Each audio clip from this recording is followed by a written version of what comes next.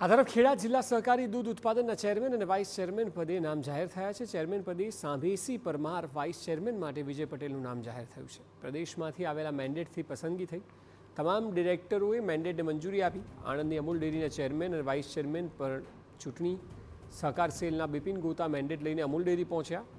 ટૂંક સમયમાં ચેરમેન અને વાઇસ ચેરમેનની જાહેરાત થશે। તો નામ જાહેર થઈ ગયા છે। ચેરમેન પદે સાંભેસી પરમાર અને વાઇસ ચેરમેન માટે વિજય પટેલનું નામ જાહેર। વધુ માહિતી આપી રહ્યા છે સંવાદદાતા ધર્મેન્દ્ર કપાસી। ધર્મેન્દ્ર, જે પ્રકારે સવારથી નામ ચાલી રહ્યા હતા તેનાથી અલગ નામ છે, કારણ કે સાંભેસી પરમાર અને વિજય પટેલ બંનેનું નામ હવે જાહેર થયું છે। શું વિગતો મળી રહી છે? સૌથી મહત્વપૂર્ણ અને રસપ્રદ બાબત એ રહી છે કે અમૂલના ઇતિહાસમાં પ્રથમ વખત ભાજપને સ્પષ્ટ બહુમતી મળી।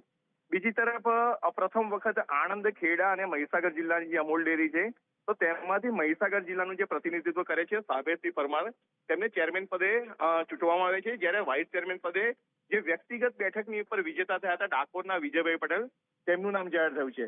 મહત્વની બાબત એ છે કે જે રીતે જે લોકોના નામો ચાલી રહ્યા હતા, પરંતુ થોડા મહિનાઓ પહેલા જે રીતે આક્ષેપો પણ થયા હતા, તેને લઈને જે મોવડી મંડળ છે તેમના દ્વારા નિર્ણય કરવામાં આવે છે અને બિપિન ગોતા કે જે સહકારી સેલમાં છે તે મેન્ડેટ લઈને આવ્યા હતા અને સર્વસંમતિથી આ બંને લોકોની નિમણૂક કરવામાં આવી છે। જી ધર્મેન્દ્ર, આભાર સમગ્ર માહિતી બદલ।